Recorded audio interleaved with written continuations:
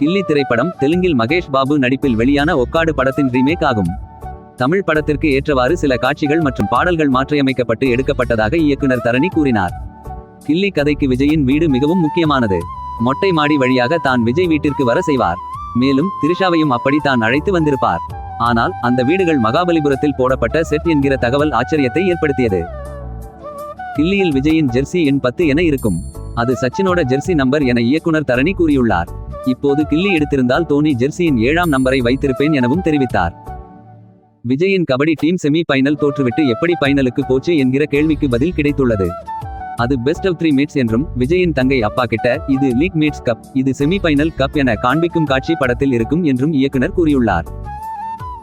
நடிகர் விஜய் தற்போது படங்களில் நடித்திட 150 ரூபாய் கோடிக்கு மேல் சம்பளம் வாங்கும் நிலையில் கில்லி திரைப்படத்தில் நடித்த போது 4 கோடி ரூபாய் சம்பளம் பெற்றதாக இணையத்தில் தகவல் பரவி வருகிறது. கில்லியில் விஜய் தங்கையுடன் அடிக்கும் லூட்டிகள் ரசிகர்களை கவரும் வகையில் அமைந்திருக்கும். ஆனால் முதலில் தம்பி ரோலுக்கு ஆடிஷன் நடத்தியுள்ளனர். பிறகு அண்ணன் தங்கை காம்போ தான் நல்லா இருக்கும் என ஜெனிபர் தேர்வு செய்துள்ளனர். கில்லியில் விஜயின் வீடு போல் லைட் ஹவுஸும் முக்கிய பங்கை கொண்டிருக்கும். கடற்கரை அருகே உள்ள லைட் ஹவுஸில் தான் திரிஷாவை விஜய் தங்க வைத்திருப்பார். ஆனால் அந்த லைட் ஹவுஸ் கூட செட் என்கிற தகவல் வெளியாகியுள்ளது. தமிழ் மட்டுமின்றி கன்னடம், பெங்காலி, ஒடியா, பங்களா, இந்தி, சிங்களம் ஆகிய மொழிகளிலும் விஜயின் கில்லி ரீமேக் செய்யப்பட்டுள்ளது.